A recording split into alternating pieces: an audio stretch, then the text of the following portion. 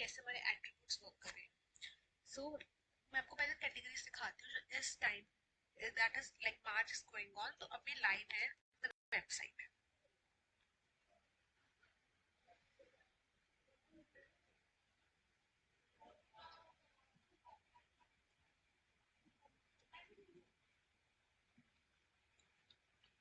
These categories जो है अभी for the women and the main, ये लाइव है हमारी वेबसाइट के ऊपर। मतलब अभी करंटली जो प्रोडक्ट्स हैं वो इनसे मैप्ड और इन्हीं के एट्रीब्यूट्स जो है वो वर्क कर रहे हैं। ठीक है, एट्रीब्यूट्स की वर्किंग कैसे वेंडर के लिए बल्क अपलोड होता है, कैसे एप्स ऑलरेडी बनी हुई है, आप वहां से देख सकते हो। ठीक है, अब जो हमारी ऑल मेंस फाइल वाली शीट है, ये वाली शीट, इसके अंदर कुछ शीट्स हैं, उसमें से this sheet Ataldi synonyms, acquisition and attributes occasion. This is the final updated sheet for the right now जो मैंने नित्या एंड अनुश्री ने बनाई है।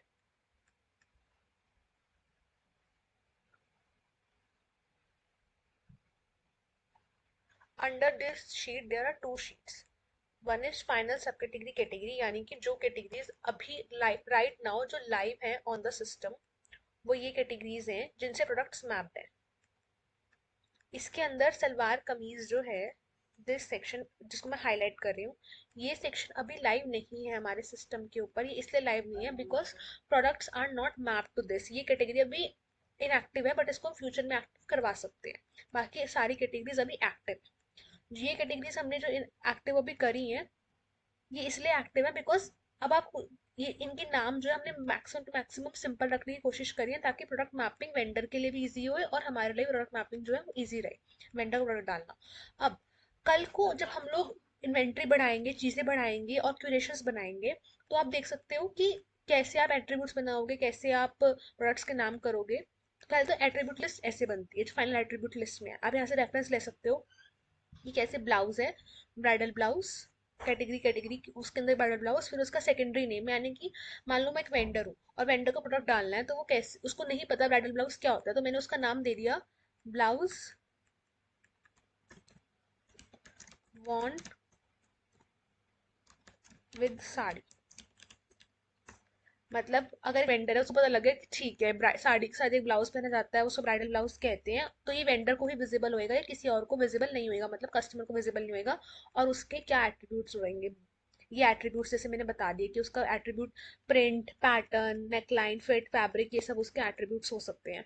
अभी जब वेंडर की वर्किंग के हिसाब से, मतलब कोई वेंडर आता है और कहता है कि आप एट्रीब्यूट इसको भी बनाओ, एक और नया एट्रीब्यूट, तो हम इसी में आप और एट्रीब्यूट्स बना सकते हो, यहीं पर ही आप और एट्रीब्यूट्स डाल सकते हो कि ठीक है एक्स, आप एट्रीब्यूट्स डाल सकते हो। आपको लगता है कि यहाँ पर कम है, तो this is how you can create attributes. आप इस शीट को अच्छे से गो थ्रू करके आपको एट्रीब्यूट समझ आ सकते हैं। अब अगर आपको लगता है कि आपको कैटेगरीज इंक्रीज करनी है, मान लो आपको कोई ऐसी कैटेगरी बनानी है, ये कैटेगरीज हमने पहले बनाई थी बट हमने इनको लाइव नहीं करा because of wrong product mapping. मतलब कि मान लो ओजी ब्लाउज है, मैंने ओजी ब्लाउज के नाम से कैटेगरी बनाई, उससे प्रोडक्ट ही मैप नहीं हो पाए शॉपिफाई से, क्योंकि वो पिकअप ही नहीं कर पाया कि ओजी ब्लाउज को आप कहना क्या चाहते हो, what is OG blouse for you.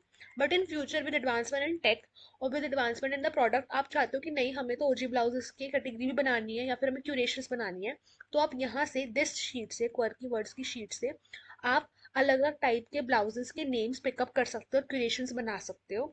क्यूरेशंस की वीडियोस ऑलरेडी अपलोडेड हैं, और उनके बैकएंड के जो नेम्स आप दे सकते हो फॉर द वेंडर की इजी अंडरस्टैंडिंग के लिए। मान लो आपने ओजी ब्लाउज के नाम से क्यूरेशन बनाई या कैटेगरी बनाई, तो वेंडर को सही समझ आया, तो वेंडर को आप ये नेम दे दो कि वो क्लासिक एंड ट्रेडिशनल ब्लाउज है।